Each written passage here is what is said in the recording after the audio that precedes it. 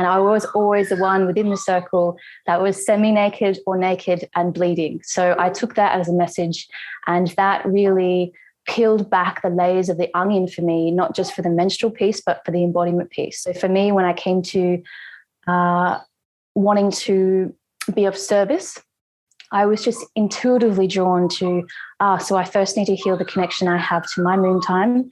And the best way I can do that is by connecting to it physically. Welcome to the Cosmic Love Antenna Podcast. This podcast is meant to encourage you to connect within so you can share your light with the world. And now, here's your host, Harrison Ma. Welcome, beautiful, powerful beings, to another episode of the Cosmic Love Antenna. I am your host, Harrison, here as always with a powerful cosmic, we'll use the word cosmic, powerful cosmic being to share with you today on the episode. But before I get to this magical being, please remember this episode today, this show at large is your space to connect inwards to your energetic space so you can start expressing outwards, express your love by pulling back the layers restricting love, alignment, and health.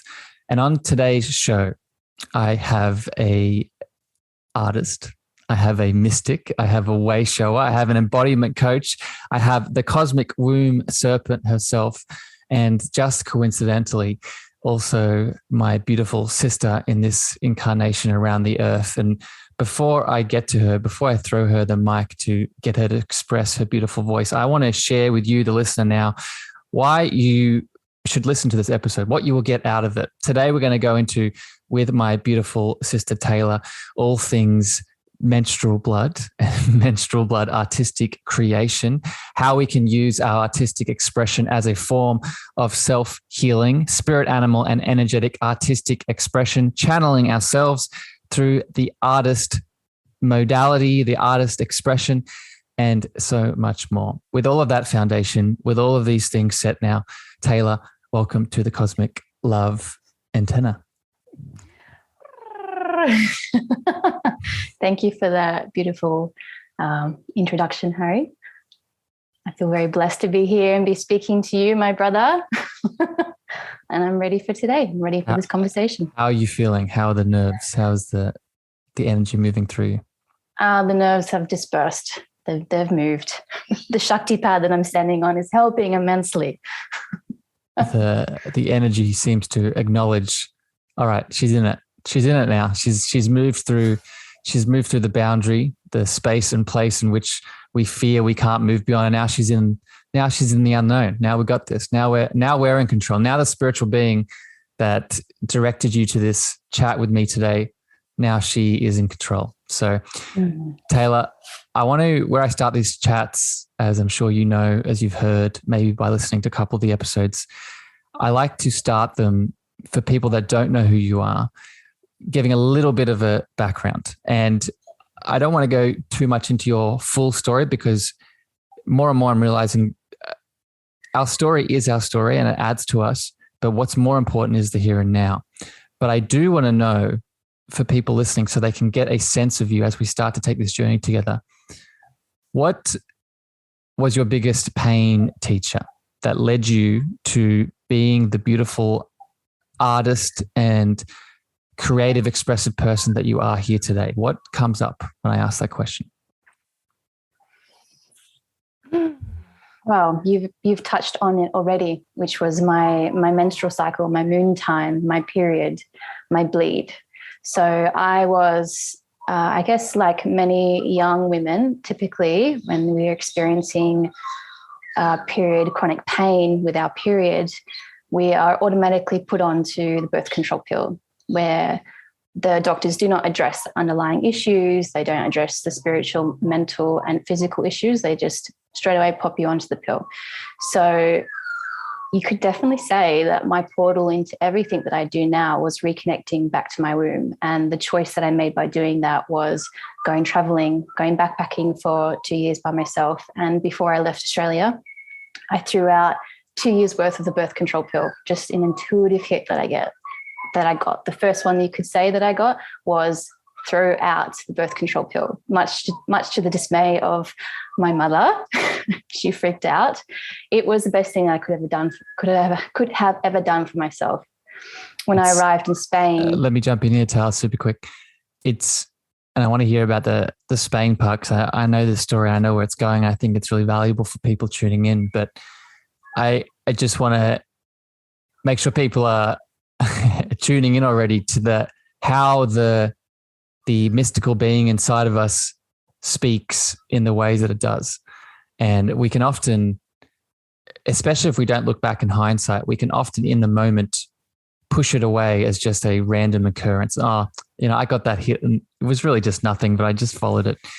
When in reality, what is going on is that there is something higher at play that's lovingly nudging us, providing a palette of, here, do you want to take a choice here? We like, at the same time as having divine mystical power inside of us, we're also given the power of free will. And there's almost in every sort of big life moment, we're given a plate of, okay, do you want to go the apples here? Do you want to go the fruit? Or do you want to go down this other path? Do you want to go down this other option? And you have the power to decide. So keep sharing the story, Taylor, but I want people to sort of, as we go deeper into your journey and what you're going to share today, have this mystical element sort of playing in the background. So what happened when you got to Spain? So when I arrived in Europe, to start off with, my body, I guess, started to reconnect to its natural cyclical nature. So I started to bleed again. I started to, I guess, my hormones and my womb-heart connection was reconnected. So I started to become even more attuned and highly connected to that mystical self, that higher self.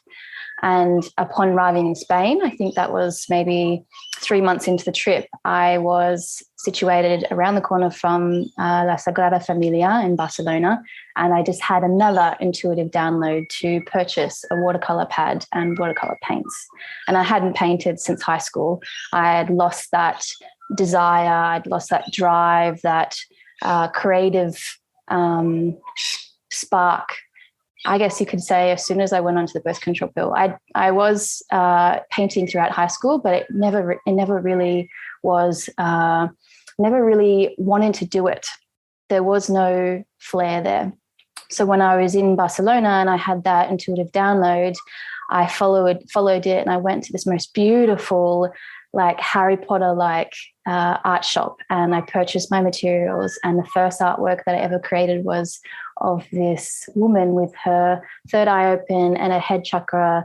Her head was expanding, so you could say her triune chakra was expanding, and there was this, I guess, from my perspective, these mountains of Patagonia and surrounding the edge of the artwork, and within the middle of the artwork was the inner workings of her soul. And I'd like to think that the body of work that I painted when I was in Europe was the reconnecting to all the parts that I had been disconnected to up until that point. So I think that is the main. So thank you for sharing that, Taylor. I think that sets a beautiful foundation of where we're going to go today. And for people listening, I haven't at this point in time, and I probably will in the future, I haven't done any episodes on birth control and the pill and all these things. But I think if you've listened to episodes before, you can probably understand that, wherever you are in your journey and whether you've decided to take this as an option in which you live and express and move in this world, then that's your choice to make. But from a holistic and natural healing lens, we must also understand that there are some things that play a role with the pill.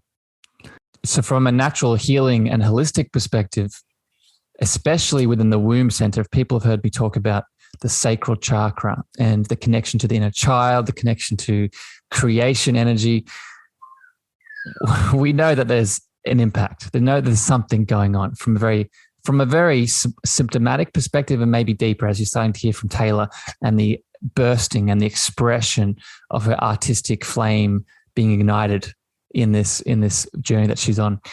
So let's go a bit deeper now, Taylor, and I want to talk about the menstrual art itself. And I want to ask you a question, maybe explain it for people, that are new to it. Maybe they're getting their idea of what they can imagine by these words. But what is menstrual art? And then we'll go from there. Explain it to people that are new to it. So menstrual art, put very simply, is painting pieces of work with your own blood, with your own moon time, with your own menstrual blood, your period. So the way that I do it is I connect it. I collect my moon time in a juju cup, a silicone cup, and I use that blood onto watercolor pad, and I incorporate. It's not the whole painting for me because I struggle with just being for my work just being one color, but I incorporate it in with other materials.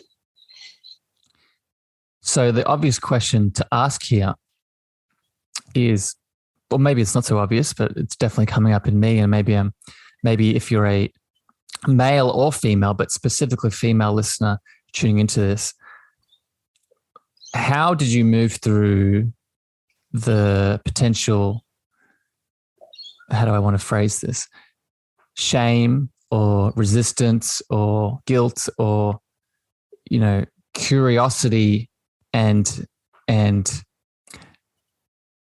yeah, I think resistance is the best word. How did you move through the resistance through using something like this as not just as an artistic expression, but just as a modality in general?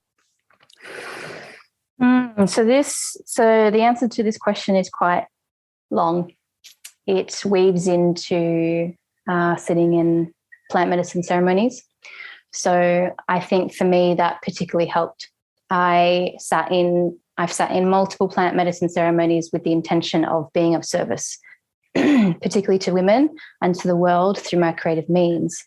And how I feel like I've moved through the shame, the guilt, the even disgust with touching one's blood, and moving through the patriarchal programmings that we have to being the moon time being a hindrance, was when I sat in ceremony, I had quite powerful outcomes.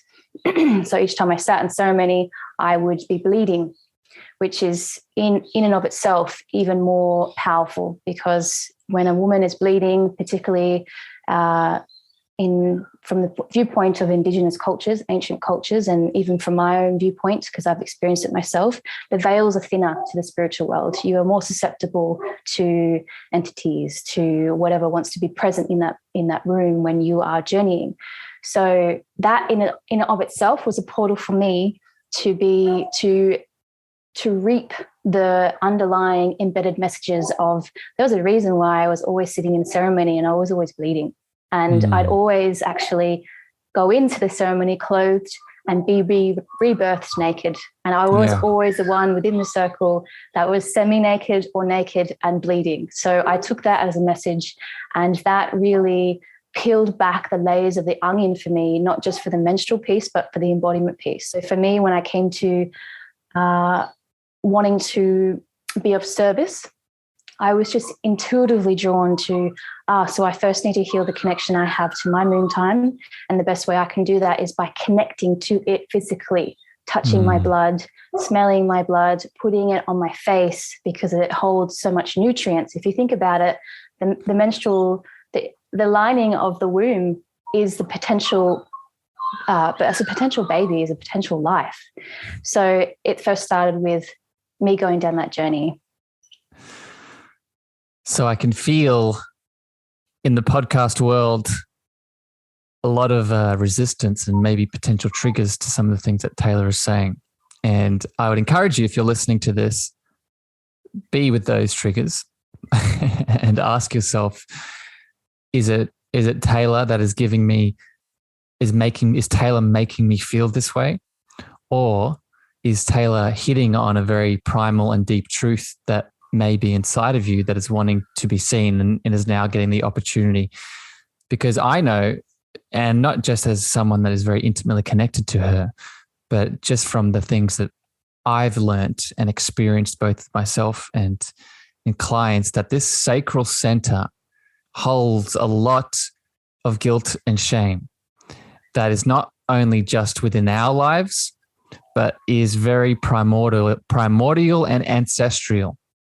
So this idea of playing around with the menstrual, element, the menstrual body, the menstrual expression, there's going to be a lot of energetic release going on, whether you're leaning into it or not, even just listening to Taylor talk about it, as I'm sure, as I just outlined, as you're experiencing. I guess my next question here, Taylor, with this is, how would you compare, and this is what I think is really, it's bubbling up in me right now, how would you compare your relationship with your sacral center? So not just the menstrual act, but the sacral center at large, your vagina, the creation that comes from it, the womb. How would you compare your relationship with that sacral area now to what it was like before you hit that trip in Spain and you took the birth control out of the conversation? How would you compare the difference? The blue pill. So I just had a vision in my head of very young Taylor in incredible amounts of pain, having to skip school in bed, mum picking her up, and just being so lost and confused and misunderstood and just really uncentered, ungrounded. Whereas now my sacral chakra, my vulva, my womb, my sexual energy, I live in alignment with that area. That area comes first. My sacral chakra is the way I walk through life. I tap into my womb. I ask my womb, I ask my vulva, I ask my vagina, does this feel good to me? Is this a fuck yes? Does this feel no? Is this a no? Do I want to go here? Do I want to go there? Do I want to paint this artwork? It's the epicenter. I like to think of my sacral chakra. I like to make this reference of it's directly connected to my heart. It's my second heart. So I live in alignment with my heart-womb connection, and I walk through the world making decisions from this connection point. So that's beautiful, Taylor. And I want to expand on this. If you're listening to this and you do have a vagina, you do have a womb, you do have, this is a male conversation too, but I want to speak to the females here. I would go back and listen to the episodes I did with Kim Vopni, the vagina coach. I would go listen to the chat I did with Heather Tucker around sex and religion. If you do, you'll notice some trends and some themes here. And this is not a Taylor thing that she just outlined. All those characteristics as the compass of the sacral center, the reconnection and the awakening. It's not a Taylor thing. This is an embodiment that we can all step into. And I think what we have to ask ourselves, I don't think Taylor is implying, or I'm implying, that we all need to start playing with our menstrual blood. But I think we all need to start having conversation about what it looks like to awaken this sacral center, right? And use it as a way to take a step forward, not just in our healing, but so we expand into more of what we're meant to be. Taylor, I want to change gears here now. And actually, no, before we do that, just one last piece on this menstrual topic. If females listening want to get involved with this and want to start connecting to the menstrual act, start reconnecting to their moon time, start connecting into this sacral center through this way, what are some tips? What are some quick tips you can give here before we move on around a female connecting? Where would they start? How could they start this process? Well, I'd first recommend acknowledging that you are a walking, breathing representation of the earth. You within your vessel, you contain the 4 seasons of the earth. So I'd like to first mention that tracking your cycle. So day 1 of your bleed, that's day 1 of your cycle, and acknowledging your cycle all the way up into the next one. So first coming to understand how long your cycle goes for. When you're bleeding, you're in the winter phase, and then you move out onto spring, and then to summer, and then back into autumn, and then winter. And acknowledging that you are a cyclical being, that you have 28-day, roughly, it's not the same for all women, but your energy is also not that, and also acknowledging that your energy is not similar to that of a man's. So we have a 28-day energetical cycle as well. So having compassion for yourself and acknowledging that you do not have the same energy as everybody else, as men. And I like to also mention that when you're ovulating, which is around day 14 to 11, depending on the cycle, depending how long your cycle is when you're the most energetic. This is when you should be planning things in your cycle that are demanding, speaking events and creative projects, like just really tracking your cycle and coming to understand that you have 4 seasons within the cycle. And then also really connecting in with the moon and her energy, and even just maybe starting a simple drawing practice. Now, it definitely doesn't have to mean collecting your moon time with a cup and painting with it. I recommend women even just drawing their womb and how that representation is reflected through the art practice, using different colors, using different symbols, and having that maybe posted up near your altar and really connecting into the energy of your womb. How practical, how energetic, how loving. Thank you, Taylor, for outlining those steps. You hit on the hormonal clock, the monthly hormonal clock. And I would add another resource on top of what Taylor beautifully outlined here. A book I'd recommend people look into, and a person is Alyssa Vitti, and the book is In the Flow. And she talks about this circadian cycle. So a male and a female has a daily hormonal clock, but called the circadian rhythm that we all are probably familiar with. But we also have the female anatomy has a monthly hormonal clock, as Taylor outlined, and that is referred to the infradian rhythm. And that is really a big, powerful difference. Did you want to add I'd also something? like to add in, so that's like the scientific backing of it. I'd also like to add in like a psycho-spiritual aspect of where the 4 seasons come from. I can't remember exactly the name of the book, but the teacher is Alexandra Pope. Yeah. And the seasonal element is really interesting one. I'm about to come back for a chat on that, Taylor. But before I want to move on here, and I want to set a foundation. And this foundation is something I call the sacral tree.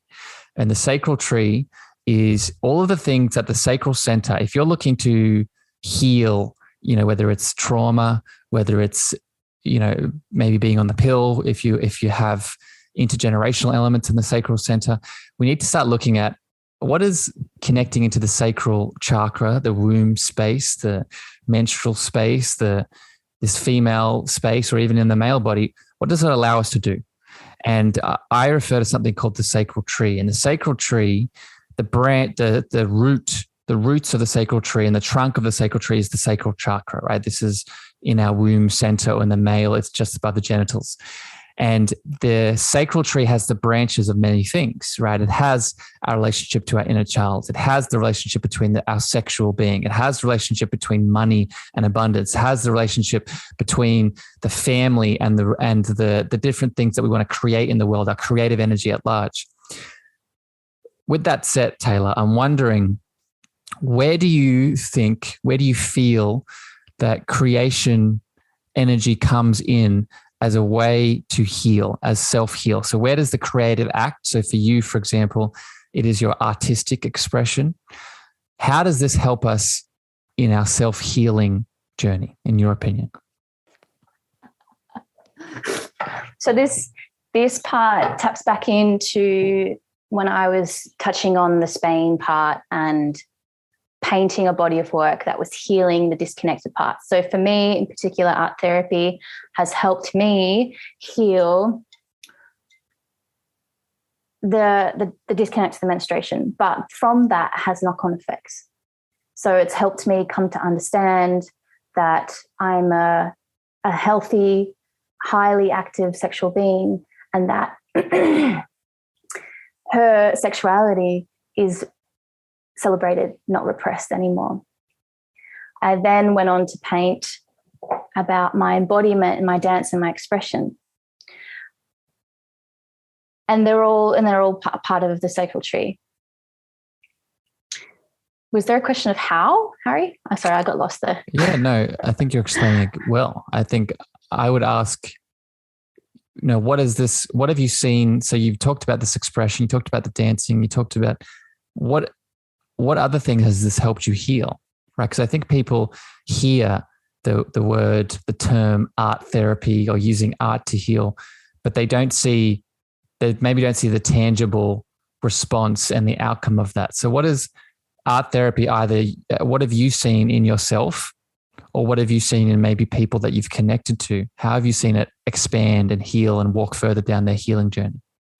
Okay, so I'll go back to what I was saying. So it started off, the initial seed was connecting to my menstruation. So when I was in Spain, I was painting. I was in Granada, and I was doing a volunteer in the olive groves. So I was painting olive groves with vulvas speckled throughout the artwork. So it started there. I connected back into my sacral chakra through my womb and my vagina, connecting that disconnect.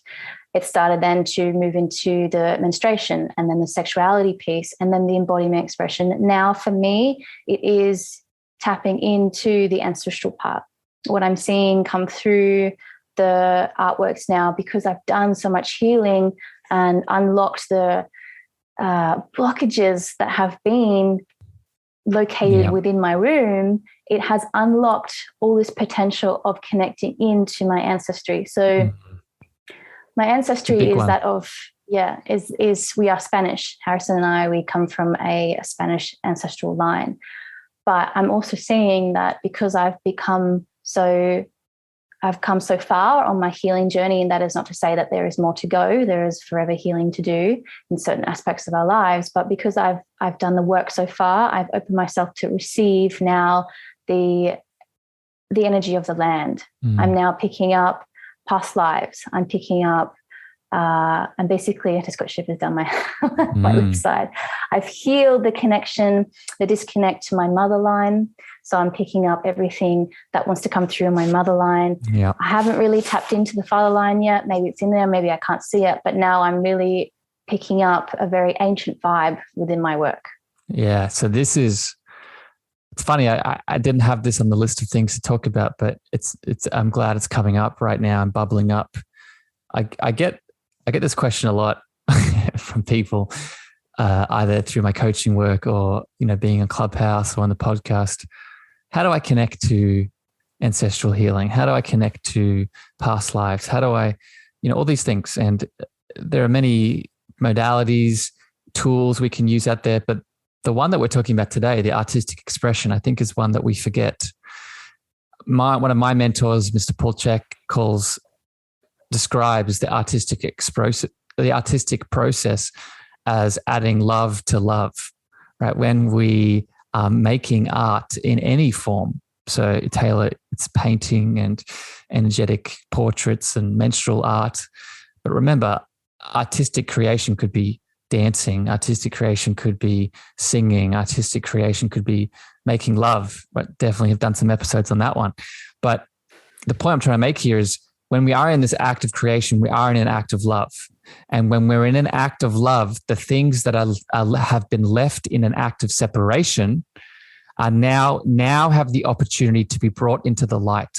What are some things that could be left in an act of separation? Well, these are traumas down the mother line or the father line. These are traumas in past lives. So I want people to listen in carefully here as Taylor and I go deeper in this chat. The artistic form and being creative opens a portal. It doesn't just open a portal to express your gifts with the world. It opens a portal for the shadow to be brought into the light. And this shadow could go back very deeply. So I'll land it there, but I just want people to, again, acknowledge this as we go a little bit deeper. I'm wondering, Taylor, what are some examples, if you don't mind sharing, of some mother wounds? So you said the father line is still new and fresh and you're going deeper into it. What are some, just for people interested, what are some mother line elements that you've noticed come up in the artistic form that you've healed or brought awareness to? Particularly relating to ancestors that are still alive? Yeah. So it could be mum, so our mum. So what have you noticed in terms of things you've transcended with our mum or further back in the motherline? So I think it starts with, I've transcended the belief that artists cannot, live a prosperous life, that we are forever stuck in the poor artist, starving artist mode, that I've definitely journeyed through many dark nights of the soul of even contemplating throwing the art in the trash bin and picking up some other modality to continue my life with, to be of service with. That one has been the most prominent one, of receiving abundance from my art, receiving an energetical exchange in the form of money from my art. So that's a big one, but also goes back to just the predominant one in my motherline. Mi abuelo was an artist as well, and he never fulfilled his desire, to the level of what he wished to receive for his art. He never fulfilled that in this lifetime. He lived a very traumatic life, was imprisoned by Franco, and only painted when it was convenient for the family for him to paint in his garage. So that's definitely the predominant one of moving through the shadow aspect of going from a starving artist to a prosperous artist. And I think many people listening can relate to that limiting belief around abundance, whether you're an artist or not. And again, the medium of creative expression now being the conduit in which we can transcend this limiting belief, because that's very important for people to realize, is that creative energy also applies to the creative choice that we make to keep a limiting belief alive, right? I want people to hear this. The limiting beliefs that we have in our minds, mostly in our unconscious, they're staying there because we're choosing for them to stay there, right? Every time we enact them and move through them, we're deciding that. And it could be very unconscious, don't get me wrong.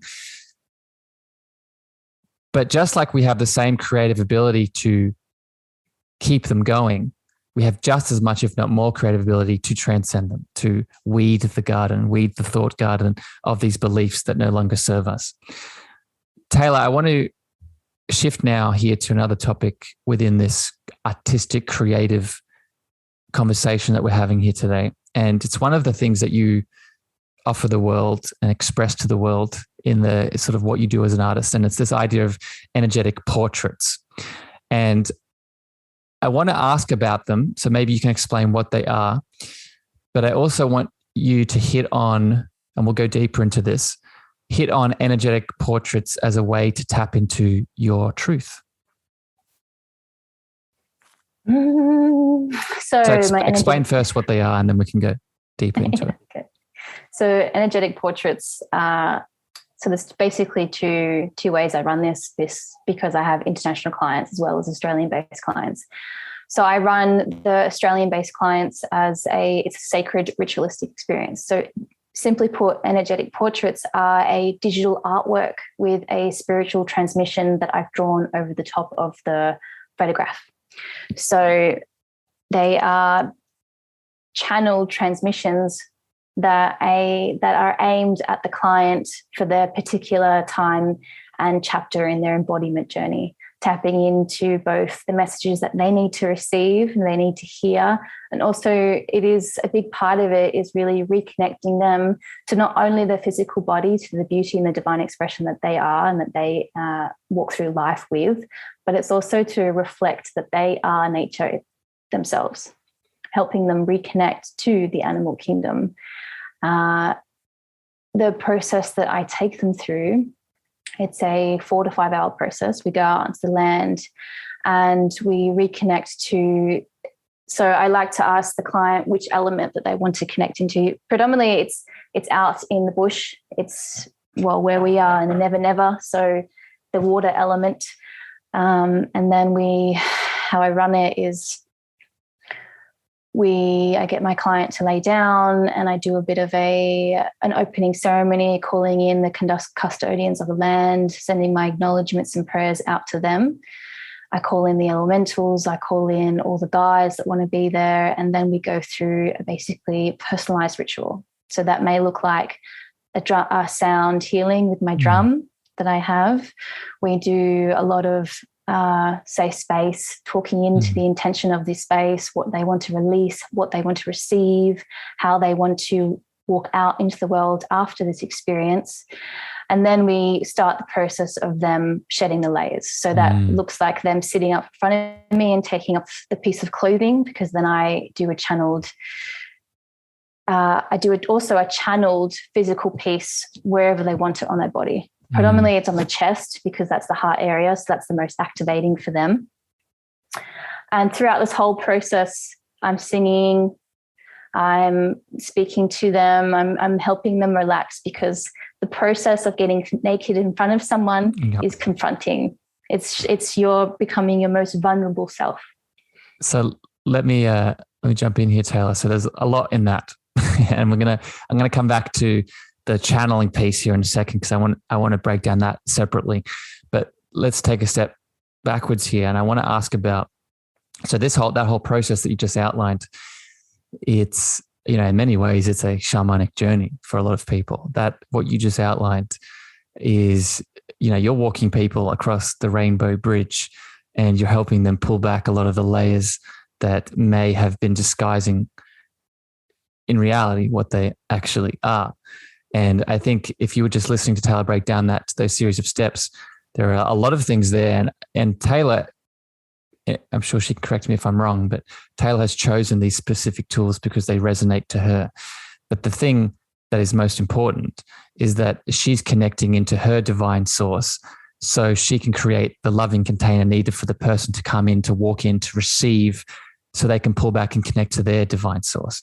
And that is the thing that comes up and out and expresses through the art that she makes, expresses through the vulnerability of being naked. And that's sort of what I want to ask now, Taylor. What are some of the responses you see of people as they are moving through this process?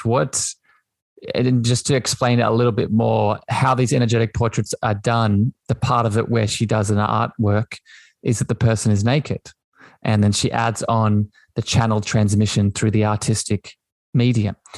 So I'm wondering, Taylor, what are some, and keep people anonymous, but what are some reactions that you've noticed people going through this process? Like, is there a lot of tears? Is there a lot of shedding of limiting beliefs? What have you noticed comes up?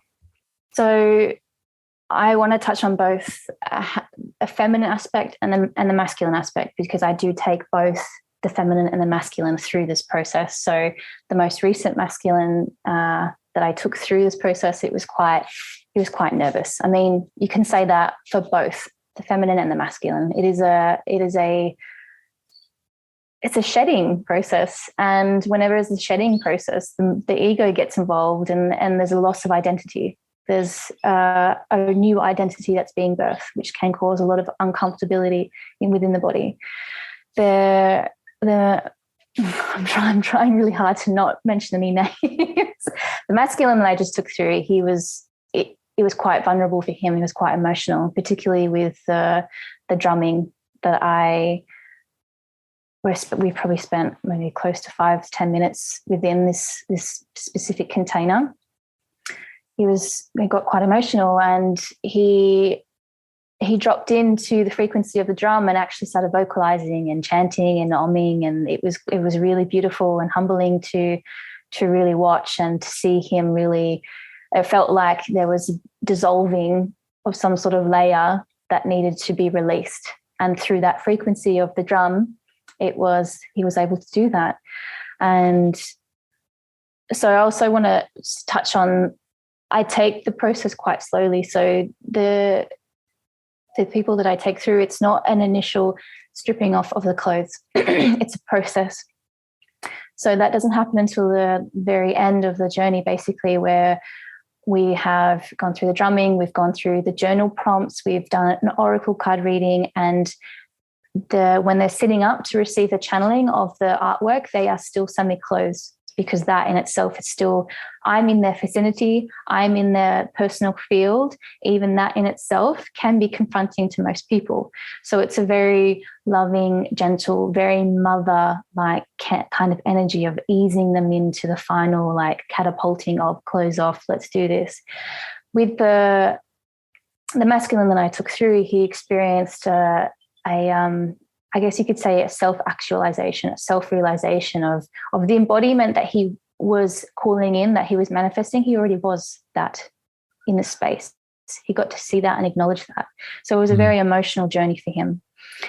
I did also acknowledge that, you know, when you're having photographs taken of you naked in front of the camera with a person that you haven't met in the flesh yet, can also take you through the triggers and you're moving through the blockages in real time.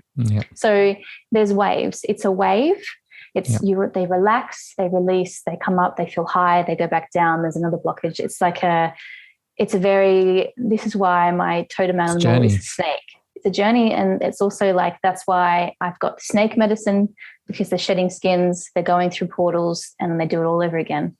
The recent feminine that I took through. Well, Taylor, let me jump in here, because before you get to the feminine, I want to hit on the masculine piece. And because we have been talking predominantly about the feminine energy here today, and the divine feminine, both in men and female, but we've been speaking about the physical female through the menstrual act, right?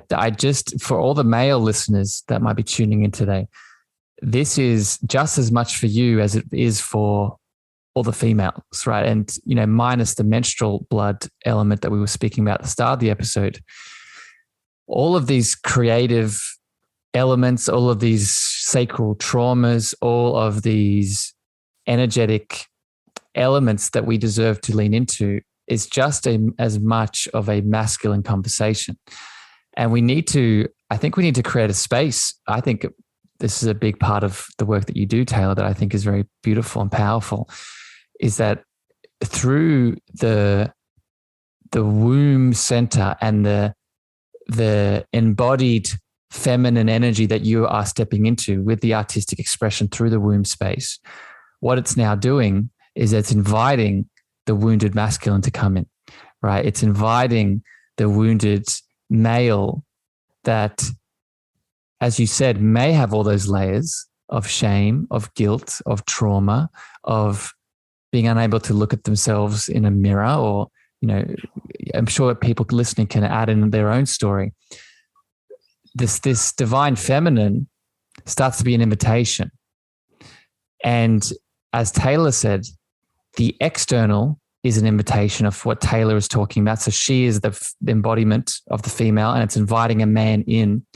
But once the man is in your container, Taylor, you're walking them home back to their inner feminine. So the male that might be wounded, the male that might have challenges, their divine feminine is healing in your presence. Does that resonate, Tad? Have you noticed that? Mm-hmm. Yeah, I like to think of, so thank you, I acknowledge that, love received. I like to think of the work that I do is I am of course holding a container of the divine feminine, but I'm also a walking mirror. I'm just reflecting back to them the love that they already are. I'm holding that space for them to be able to see it and acknowledge it and walk away from that space and know it within themselves.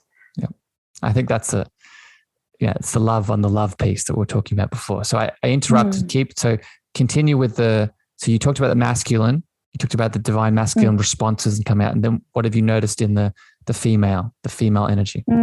So a lot of my female clients, the energy, the journey that they go through is very simply put, is realizing their divinity, their beauty, their worthiness of inhabiting this really emotionally intelligent, cyclical body that is immensely powerful, and coming home to that realization. I have had, a lot of my clients, it's all profound in the in their own unique way, what it brings up for them. But with this one particular female client, it helped her move through her sexual trauma and made her realize her, like I've just touched on, her power and the immensity of who she is and what she brings forth into this world. And for that particular energetic portrait that I drew, that I channeled, I wanted to highlight to her spiritual gifts. And she had never seen her spiritual gifts highlighted in that way before I drew that portrait for her. So it was very multi-layered. So the ritual that I take them through in person is one container in and of itself. But then when they receive the portrait, the photographs and the actual portrait, the energetic portrait, is another layer of messages within that. Yeah. Yeah. It's a loving, artistic proof of what they actually are. So now they can't even ignore it. Now it's like there. I think that is the evidence. Yeah, it's the evidence. It's I can suppress this. I can decide to suppress this in the future, but now I have a physical representation of the thing that I'm ignoring. And I think that in itself is a beautiful mirror to look at. So thank you, Taylor, for breaking that down. I hope that gives people an understanding and a connection to the process Taylor moves through. And I think, as you can acknowledge, this is now more than just an artwork. This is now more than just a creative process. This is really, as Taylor said, a removing of the skins and the layers restricting us from what we actually are, and allowing the birthing of our gifts, our love, our healing, all the things that we deserve to move through. So I have two more sort of topics I want to hit on here before we finish, Taylor. And I want to come back. We'll come back to the channeling. I think we'll end with that because I think it's very important for people to understand. But very quickly, let's highlight and hit on the spirit animals, and because I know the spirit animals are a big part of, what you're sort of exploring within the creation process. But where do spirit animals fit into all of this? Why do you think they're important within the creative act, and especially sort of what you're starting to evolve and step into in this world? So animals in and of themselves have been present in my life, in our lives, Harry, since we were babies, since we were in the womb. And I like to think of animals as my spirit guides. They are the bridge between the worlds for me. They are my guidance. They are there when specific events happen for me to sink in the knowledge that I probably wouldn't have received any other way. So my logo is a snake with red feathers around it, which symbolizes my two, I guess, power animals, my spirit animals, my totem animals. So the snake represents transformation, alchemization, shedding of skins, and it's very heavily intertwined with the feminine. And the feathers are red cockatoo feathers and yellowtail feathers. And so they are a bird predominantly based around where we are. And they are a bird that's really associated with spirit. And every time I hear red-tailed cockatoo, I am instantly reminded just to anchor back into myself. It's like a hey, do you remember me? Do you remember spirit? Remember your soul's mission, your alignment. Walk in that path. Remember, keep on going. So I heavily read into the symbology of animals. I do work with certain books, but I also like to anchor in and highlight the point that it's whatever the animal means to you in that specific time in that moment. You can read about what an animal means in many different books, but it really, what it means is the emotions that come in with you at that time. Yeah, so it's a beautiful breakdown. And I think another thing to take away from this for people, I did a episode at the point when this one is releasing. I encourage people to listen back to an episode I did with Mr. Martin on the shamanic journey. And in that episode, we talked about spirit animals not just being guides, but we talked about what a totem animal is. And when we bring animals into the artistic act, especially if the artistic act is also connected to a journey or a shamanic exploration, much like what Taylor is describing, Now they're a light in the darkness. They start to remind us of our power, right? So they're not just guides to say, hey, go here. They're also guides to be like, hey, go here because you can do this, right? They're guides and they remind you of a characteristic that you might have, right? The leopard being the lone, strong power, or the we just before this chat, Taylor, what was the spirit animal that came up in the book? It was the what? And the oracle cards. Well, I got the grasshopper and I also got the black swan. Yeah. And like Taylor said, we could look at a dictionary definition of those and the sort of foundational themes that they have across for everyone. But then we can also ask ourselves, what does that black swan represent to me? And what is it reminding me of that's been there the whole time? So that's a very important thing to realize. And I guess the last piece I'll add, and then we'll move on here. We also have to realize, and this is something just to sit with, just to plant a seed for people's awareness. As a soul, especially in human form, we probably haven't always been a soul in human form. And if we have a specific connection to a certain spirit animal, so let's say we have a beautiful sausage dog that is in our lives, ask ourselves the question, do we have a connection to that sausage dog because she is a guide?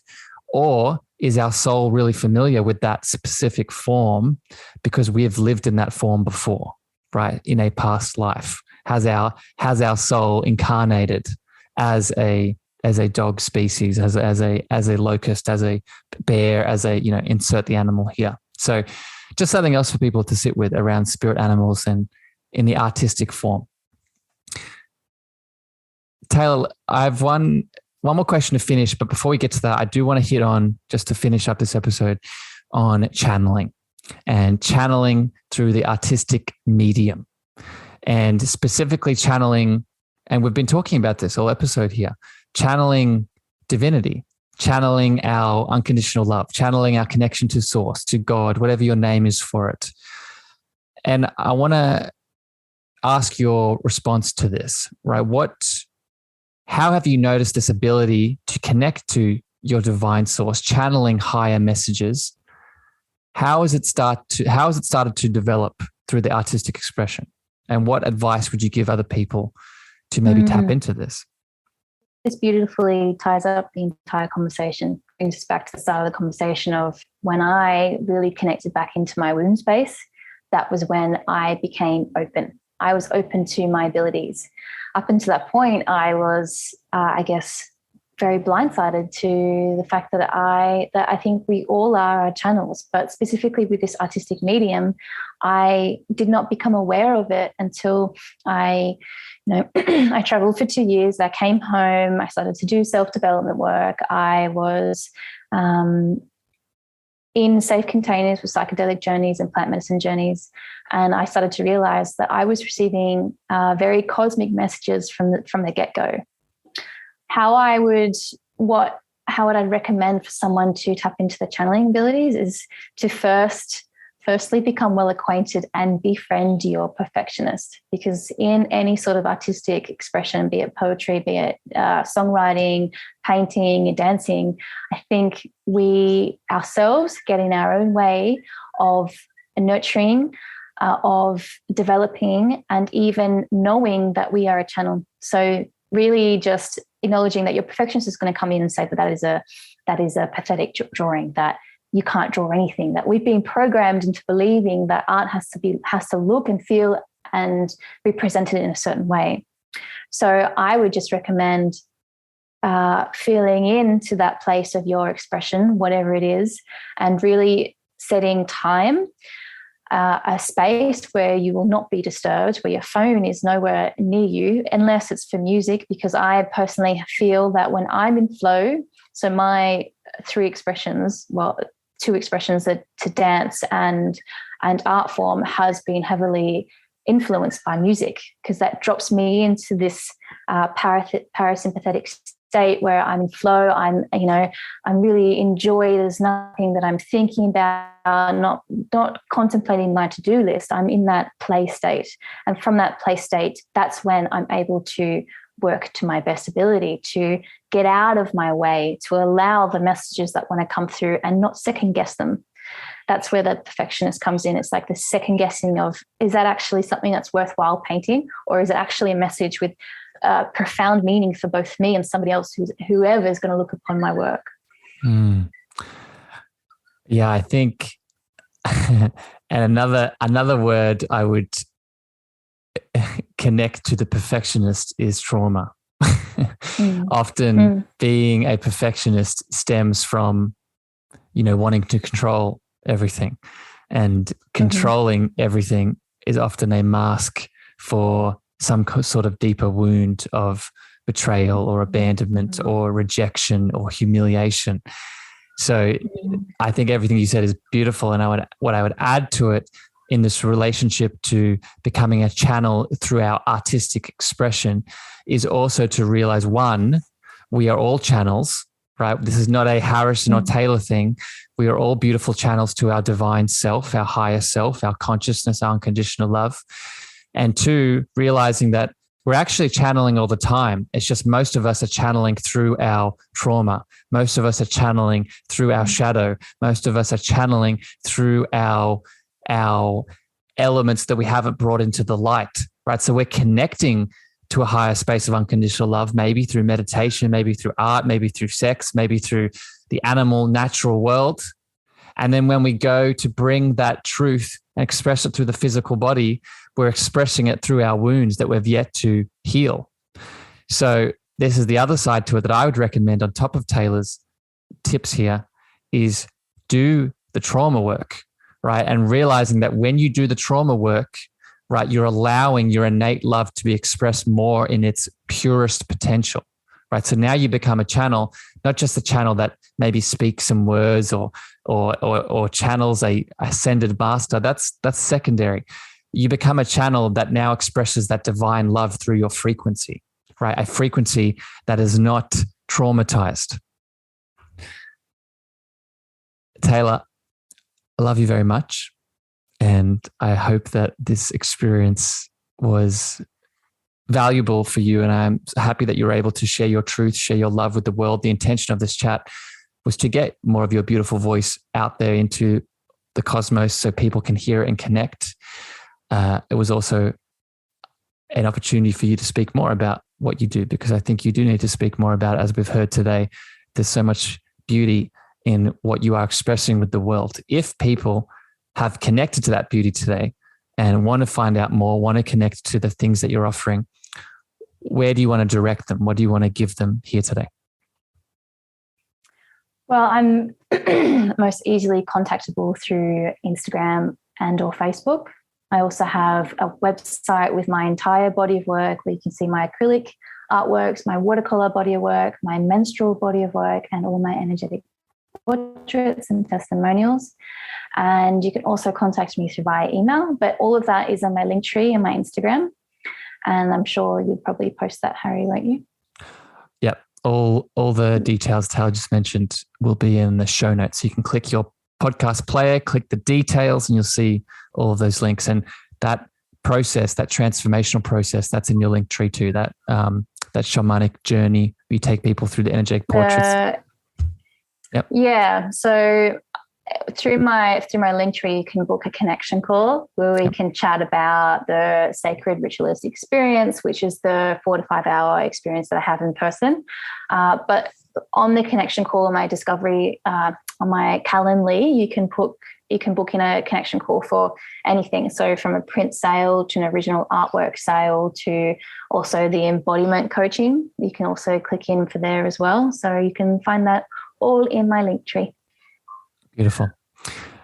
Taylor, before we finish here, I have one final question here on the podcast that I ask everyone. The intention of the Cosmic Love Antenna is to connect to that divine source inside of you that is a space of love, so we can express it out into the cosmos with everyone that deserves it. So I'm wondering, through your journey, through your life, where have you landed with a definition of that love word? Oh, wow, that's an incredibly challenging question. For me, it's more of a feeling state of, it's the feeling I get when I'm in my flow state, when I'm dancing, when I'm in my flow state, when I'm painting art. It's a all encompassing, encapsulating feeling of like vibration, of just, yeah, it's a really difficult answer for me to articulate, because I'm more of a feeling, movement, art kind of articulation. It's a vibrational state of pure love.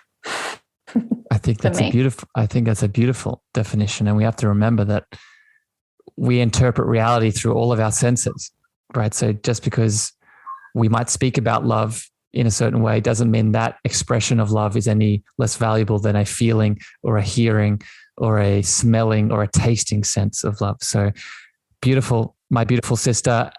All you listeners out there in the podcast world, thank you for tuning in today. If you got some value out of this podcast, remember, you can share it with someone that you love very deeply. Share it to that mum, that dad, that brother, that friend that might need an extra dose of inner creative connection and expression. If you got some tips out of this, remember, you can leave a review on Apple Podcasts with maybe the tip that you got, and you can tag myself and Taylor in that. But until then, me and Taylor love you very much. We'll catch you next time here on the podcast on the Cosmic Love Antenna. We wish you a wonderful evening, morning, and afternoon, and we'll see you next time. Bye, everyone. Thank you for listening to the Cosmic Love Antenna podcast. We hope you enjoyed. Be sure to follow Harrison on Instagram, Twitter, and Clubhouse at Harrison Ma. That's Harrison, Meagher.